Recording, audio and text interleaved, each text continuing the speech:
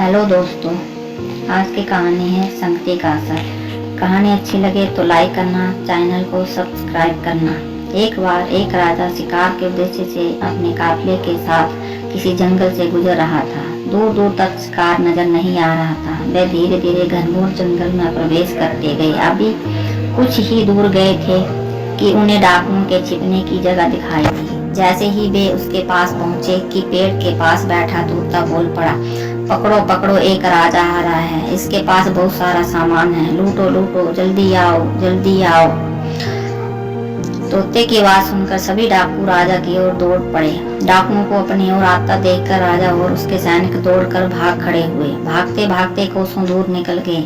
सामने एक बड़ा सा पेड़ दिखाई दिया। कुछ देर सुस्ताने के लिए उस पेड़ के पास चले गए। जैसे ही पेड़ के पास पहुंचे कि उस पेड़ पर बैठा तोता बोल पड़ा, आओ राजन, हमारे साधु महात्मा की कुटिया में आपका स्वागत है। अंदर आइए, पानी पीजिए और विश्राम कर लीजिए। तोते की इस बात को सुनकर राजा हैरत में पड़ गया और सोचने लगा, एक ही जाति के दो प्राणियों का व्यवहार इतना अलग अलग कैसे हो सकता है।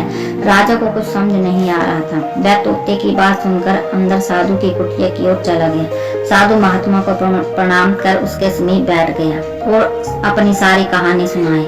और फिर धीरे से पूछा, ऋषिवर, इन दोनों तोतों के व्यवहार में आकर इतना अंतर क्यों है। साधु महात्मा धैर्य से सारी बातें सुनी और बोले, ये कुछ नहीं राजन, बस संगति का असर है। डाकुओं के साथ रहकर तोता भी डाकुओं की तरह व्यवहार करने लगा है और उन्हीं की भाषा बोलने लगा है।